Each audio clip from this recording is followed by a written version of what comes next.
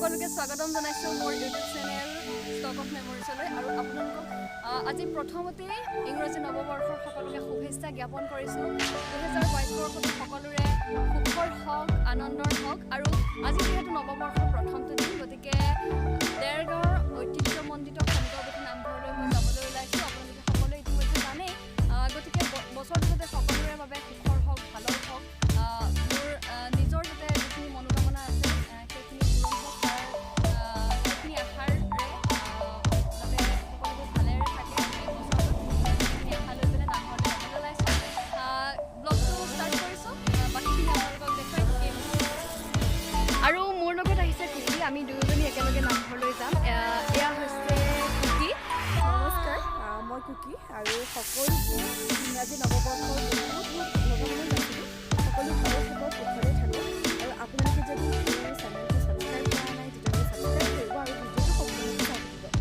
আমি এতিয়া যাম নামঘৰলৈ একেলগে আপোনালোকে ভিডিঅ'টো শেষৰলৈকে চাই থাকিব আমি আপোনালোকক ব্লগটো দেখুৱাই থাকিম কি কি কৰোঁ আমি এতিয়া আছোঁ মিছামৰাত আৰু আমাৰ লগত আৰু দুগৰাকী ছোৱালী যাব এই দুজনী হৈছে আমাৰ সমীক্ষাৰ কাজিন নামকেইটা কৈ দিয়া মোৰ নাম স্বৰ্গস্নিগ্ধা দত্তা আৰু মোৰ নাম সমৃদ্ধা দত্তা গতিকে আমি এতিয়া চাৰিওগৰাকী গৈ আছোঁ ক'লে খনিকৰপুথি নামঘৰলৈ আপোনালোকে চাই থাকক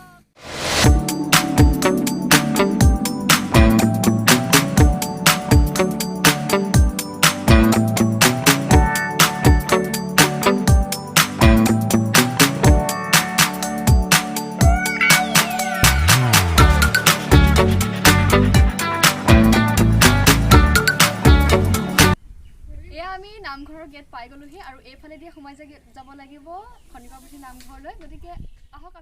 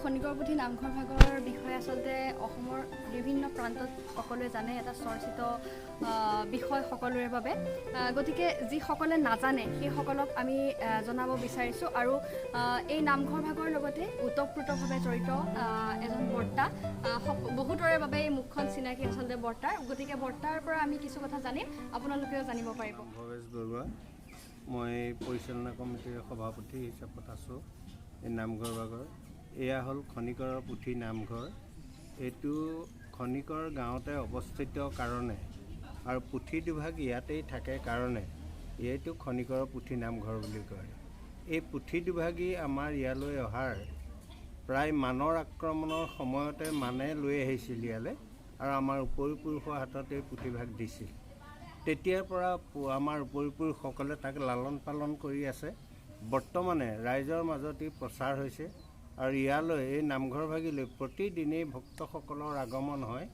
আৰু ভক্তসকলে মনত যি বাঞ্ছা কৰি আহে সেয়া মনৰ কামনা পূৰণ হয় বুলি সকলোৰে লোকবিশ্বাস আৰু সেইটো উপলক্ষ লৈয়ে তেখেতসকলে ইয়ালৈ আহে আৰু এভাগী সেৱা লয় লগতে এই খনিকৰৰ পুথিভাগি লিখিত আছে সাঁচিপাতত আৰু পুৰণি অসমীয়া ভাষা আৰু এয়া তেতিয়াই লিখা প্ৰায় এতিয়া আমাৰ ইয়াতে থকা 300 বছৰ হৈছেগৈ। এই পুথি দুভাগি আকৌ কোনো গৃহস্থীয়ে ঘৰলৈ নি পাঠ কৰায়। তেতিয়া তেখেতসকলৰ এটা লোকবিশ্বাস আছে যে খনিকৰৰ পুথিভাগি পাঠ কৰালে ঘৰৰ মংগল হয় আৰু মনৰ কামনা পূৰণ হয়। এই পুথিভাগি আমাৰ গোলাঘাটৰ পৰা ধৰি আমাৰ গুৱাহাটীৰ পৰা ধৰি লখিমপুৰ, যোৰহাট, আমাৰ তিতাবৰ, তাৰপিছত আপোনাৰ আগলৈ আমাৰ শিৱসাগৰ, দুলীয়াজান, ডিগবৈ, ডুমডুমা, তিনিচুকীয়া এনেধৰণে বিভিন্ন স্থানলৈ পুথিভাগি লৈ যায়।